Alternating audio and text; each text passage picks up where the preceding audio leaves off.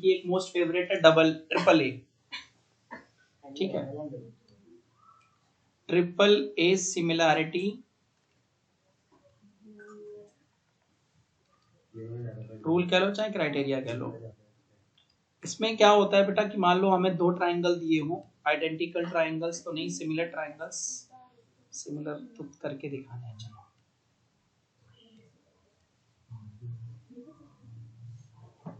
ठीक है, देखो ओहो यहाँ देखो, एक बेटा ए बी सी है और एक पी क्यू आर है। तो मान लो कि इसका ए इसके पी के बराबर हो, इसका बी इसके क्यू के बराबर हो, और इसका सी, वैल्यू में तो एंगल तो एग्जैक्ट सेम ही होने चाहिए, तो एंगल आर जो है इसके बराबर हो, ठीक है। तीनों एंगल, तीनों करस्पॉन्डिंग एंगल एक दूसरे के इक्वल हो मेजर्स में, तो हम कह सकते हैं कि if in triangle ABC and triangle PQR, ठीक है, PQR angle A equal to angle P हो, angle B equal to angle Q और angle C is equal to angle R हो, ठीक है। तो therefore we can say that कि triangle ABC is similar, sorry ABC जो है वो सिमिलर हो जाएगा किसके, PQR के। ट्रायंगल ABC जो है बेटा हमारा सिमिलर हो जाएगा ट्रायंगल PQR के, ठीक है, ट्रायंगल PQR के bye triple A similarity criteria कह लो चाहे रूल कह लो, ठीक है।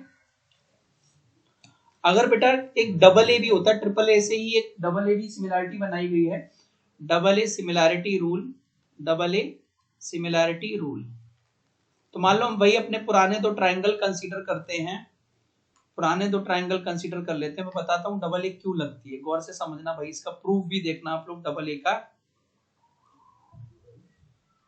ABC PQR, मान लो इफ एंगल A जो है वो एंगल P के इक्वल है और एंगल B जो है एंगल Q के इक्वल है,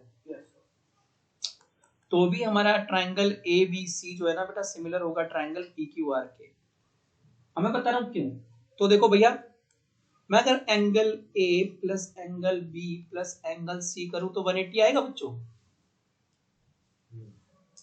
चलो, तो angle A plus angle B plus C is equal to 180। ऐसे ही इसमें देखो P, angle P plus angle Q plus angle R is equal to कितना है बेटा, 180 है कि नहीं है। इसको अपन इक्वेशन 1 डाल देते हैं। लेकिन अभी हमने देखा हमारा P किसके बराबर है, A के, तो यहाँ A रख दूंगा। Q किसके बराबर था, B के, यहाँ B रख दूंगा। बसता क्या, angle R equal to 180। C equal नहीं है, C इक्वल नहीं है R के, यही प्रूव कर रहा हूं कि सी आर के अपने आप हो जाएगा।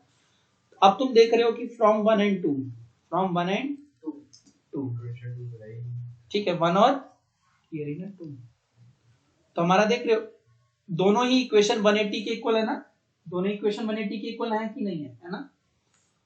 तो angle A plus angle B plus angle C is equal to angle A plus angle B plus angle R। तो भाई साहब से भाई साहब, भाई साहब से भाई साहब कैंसिल हो गए, बचता क्या, C इक्वल टू R। बचा हुआ एंगल भी अपने आप क्या हो जाता है, इक्वल हो जाता है, ठीक है। तो इसलिए ट्रिपल ए, डबल ए कुछ नहीं है एक्चुअल में, ट्रिपल ए का शॉर्ट फॉर्म है, ठीक है।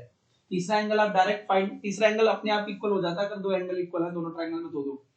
तीसरा आपको फाइंड करने के लिए बहुत लंबा मेथड करना पड़ेगा, इतना सब करना पड़ेगा, तो इसलिए ट्रिपल ए को तीनों एंगल निकालो से बढ़िया दो एंगल से ही आपका सिमिलर हो जाएगा, शॉर्टकट है, ठीक है। तो साइड साइड साइड जिसे अपन ट्रिपल एस सिमिलैरिटी रूल भी कहते हैं, वो देखो ये कब लगेगा आपका सिमिलैरिटी रूल। तो आपको कब लगाना थोड़ा गौर से देखेंगे कि मान लो हमारे पास दो ट्राइंगल हो बेटा, एक ये है और एक ट्राइंगल मान लो हमारा ये है ABC और ये है PQ और R, ठीक है। तो इफ AB अपॉन में PQ करूं, मैं AB अपॉन में PQ करूं और वो BC अपॉन में QR के बराबर आ जाए, और साथ ही साथ जो AC अपॉन में पी आर। जब तीनों करस्पॉन्डिंग साइड का रेशियो इक्वल हो, जब तीनों करस्पॉन्डिंग साइड्स का रेशियो इक्वल हो, साइड्स इक्वल ना हो, रेशियो इक्वल हो, तो जो ट्राइंगल है वो आपका ट्रिपल एच सिमिलैरिटी क्राइटेरिया से क्या हो जाएगा, सिमिलर हो जाएगा। ठीक है, तो आप लिख सकते हैं कि ट्राइंगल ए बी सी जो है वो सिमिलर हो जाएगा triangle P Q R bye triple S similarity criteria. ठीक है, अब एक आ जाता है हमारा एस, और यही ना थ्योरम्स के फॉर्म में है। तो मैं बता देता हूं, आपका जो थ्योरम 6.3 थी बच्चों, जो थ्योरम 6.3 थी वो ट्रिपल ए के लिए थी, जो थ्योरम 6.4 है वो ट्रिपल एस के लिए है। And there is one more theorem, theorem 6.5 which is for S A S. S A S नहीं, एस ए एस इसे बोलते हैं side angle, side similarity criteria. ये आपको कब लगानी है, देखो मान लो अगर आपका ट्राइंगल ए बी सी और ट्राइंगल पी क्यू आर दिया है,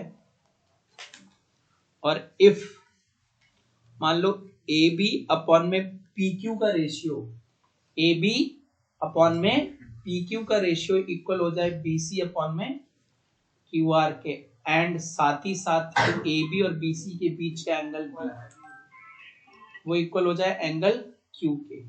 ए बी और बी सी के बीच का, ए बी और बी सी जो साइडें आपने ली है ना, उनके बीच का एंगल इक्वल हो जाए। ठीक है, अगले ट्राइंगल के दो करस्पॉन्डिंग साइड्स के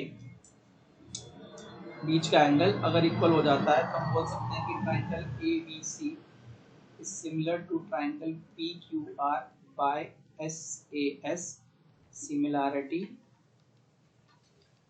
रूल या criteria, whatever you want to write. तो एग्जांपल 4 में क्या किया गया भाई, एग्जांपल 4 में बेटा इधर देखो कि एग्जांपल 4 में ना आपको कुछ यूं करके डायग्राम बनाया गया है।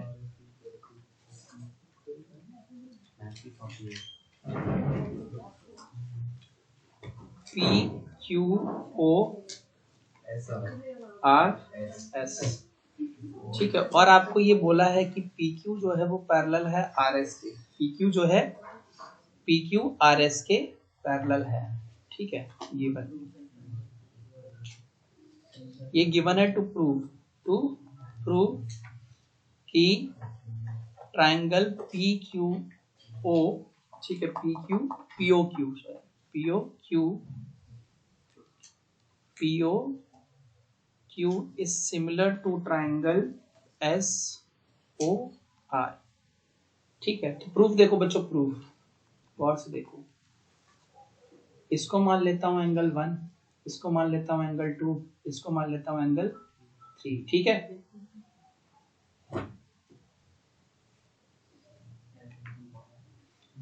इसको मान लेता हूं 4, इसको मान लेता हूं 5, और ठीक है उसको 6 मान लो, ये मान लिया हमने 6।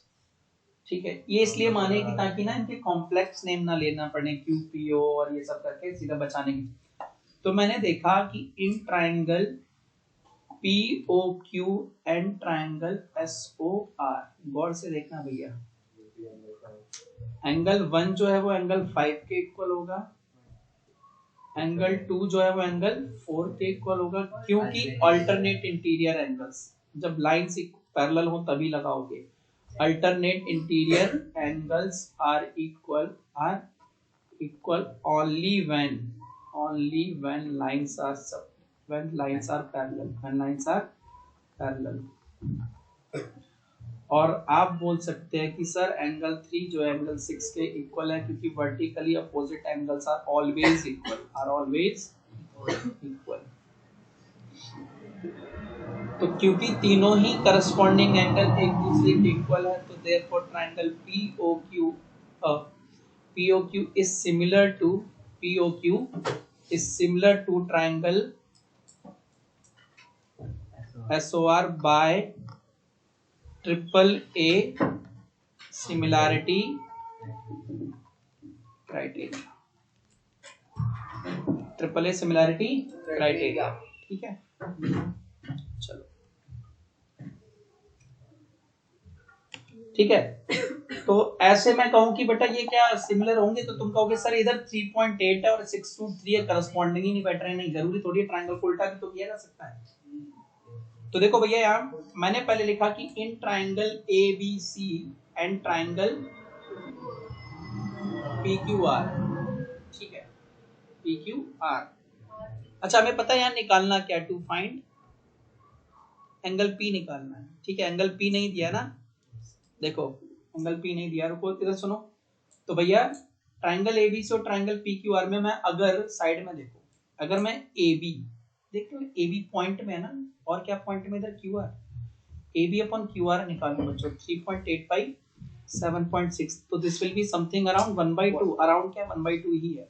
फिर मैंने देखा BC के पास रूट नहीं है और PQ के पास भी रूट नहीं है ना, BC बाई PQ, तो 6/12 अगेन 1/2, और ऐसे ही मैंने देखा 3√3 और 6√3, तो अपन ने लिया AC by PR equal to what, 3√3 by 6√3, √3 से √3 का कल्याणम और ये 1/2। So we have seen that, क्या देखा हमने कि AB by QR is equal to BC by PQ is equal to AC by PR। AC by PR देख रहे हो, तीनों करस्पॉन्डिंग साइड्स का रेशियो क्या आ रहा है, सेम आ रहा है। तो जब ऐसा होता है तो आप कह सकते हो कि easily the given two triangle are similar, तो देयरफॉर ट्रायंगल। अब बच्चों गौर से समझना, मैं तुम्हें क्या समझाने वाला हूँ। ABC इज सिमिलर टू, दूसरे वाले का नाम बहुत ध्यान से देना। इधर देखो AB किसके करस्पॉन्डिंग था, QR के। AB अगर पहले दूसरे पे तो QR पहले दूसरे पे होना चाहिए, और ये P। फिर देखते हैं BC दूसरे तीसरे पे है, और BC किसके सिमिलर था, PQ के, लेकिन PQ तो यहाँ बैठ नहीं रहा, तो आप एक पोजीशन, सिर्फ एक पोजीशन घुमा सकते हो, तो अपन RQ लिख सकते हैं, RQ लिख सकते हैं। अब तुम देखो AB पहले दूसरे पे है ना, वो किसके करस्पॉन्डिंग था, QR के। ऐसे ही BC दूसरे तीसरे पे था, उसके करस्पॉन्डिंग PQ था। और फिर देखो AC पहले तीसरे पे, और ये भी PR भी पहले तीसरे पे है। तो नेमिंग में भी बहुत सावधानियां बरतनी है, अगर नेमिंग गलत की तो सब कुछ गलत है, ठीक है। आपको 7th क्लास में पढ़ा दिया जाता है ऐसे, बट स्टिल मैं एक बार आपको बता देता हूँ कि नेमिंग में बहुत ज्यादा आपको ध्यान देना पड़ेगा, करस्पॉन्डिंग साइड्स को सेम पोजीशन पे देना पड़ेगा, और सबको वेरीफाई करना पड़ेगा, ये नहीं पहली दो बिठा दी और खत्म, ठीक है। बाय, अब रूल क्या लगा है, ट्रिपल एस सिमिलैरिटी रूल, ठीक है। तो बेटा जब ये तो ट्रायंगल सिमिलर हो जाए ना, तो यहां लगता है CPST, इसका मतलब होता है corresponding part of similar triangle. तो CPST में जो एंगल A है वो एंगल R के इक्वल होता है, एंगल B दूसरी पोजीशन पे है तो एंगल Q के इक्वल होगा, और एंगल C तीसरी पे है जो कि एंगल P के इक्वल होगा। हमें तो C नहीं पता, हम P कैसे निकालें जबकि हमें P चाहिए। तो देखो बेटा इधर सुनो, मुझे पता है कि angle A plus angle B plus angle C कितना होना चाहिए था, 180। एंगल सब प्रॉपर्टी ऑफ ट्रायंगल, तो मैंने वैल्यू रखी बच्चों, इसकी 80 थी बेटा और इसकी थी 60, plus angle C is equal to 180, तो angle C is equal to 40 degree, और एंगल C किसके इक्वल था, एंगल P के। तो मेरी P की वैल्यू आ गई। गिवन देखो, गिवन दिया है बेटा, देखो इधर guys, OA dot OB is equal to OC dot OD। अब यहाँ गौर से समझना है, OA हमारा किस वाले ट्रायंगल में है, इधर AOD में, और OB जो है हमारा इसमें है, ठीक है। तो अब हमें करना क्या है कि हमें ये पता है कि करस्पॉन्डिंग साइड सेम साइड आनी चाहिए थी, ठीक है। तो AO के करस्पॉन्डिंग या तो OB हो सकती है या OC हो सकती है, नीचे आनी चाहिए थी, कहाँ आनी चाहिए थी, नीचे। तो मैंने क्या किया, देखो OA को यहीं, A को यहीं रहने दिया, और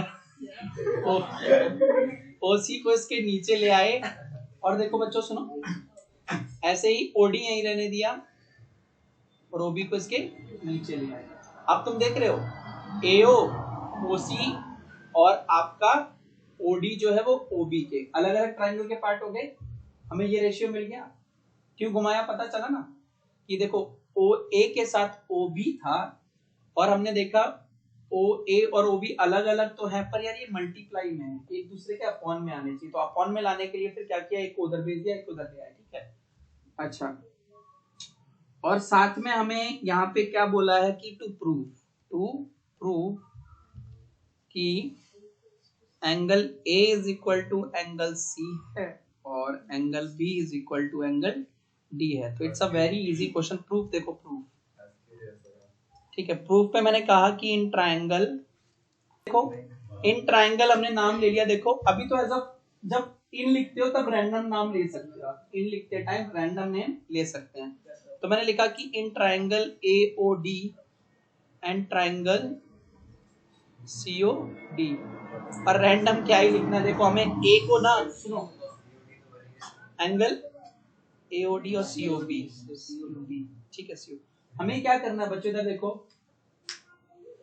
एंगल ए को किसके इक्वल रखना है, एंगल सी को। तो जहां एंगल ए रखा है ना पहली पोजीशन पे एंगल सी पहली पे आएगा। फिर एंगल डी को कहां रखना है, बी के बराबर करना, तो जहां डी रखा है वहां बी रखना है। नेमिंग को डिसाइड करने का तरीका यही होता है।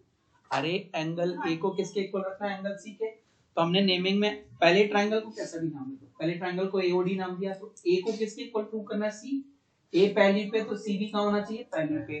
डी को किसके इक्वल प्रूव करना है, बी पे। डी तीसरी पे है तो बी भी तीसरी पे होना चाहिए। नेमिंग का ये तरीका है।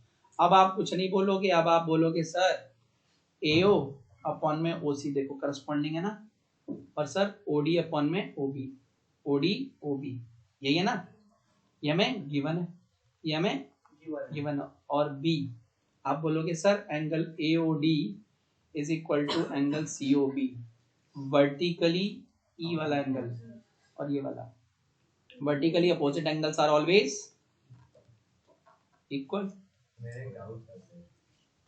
तो we can easily say that कि triangle AOD is similar to triangle COB by side angle side। देखो ना हमने कौन कौन सी साइड ली थी, एक AO और इसी ट्रायंगल की OD। सेम ट्रायंगल में देखो ऊपर वाली देख लो, AO और OD के बीच क्या एंगल O आ रहा है हमारे पास, 60 है।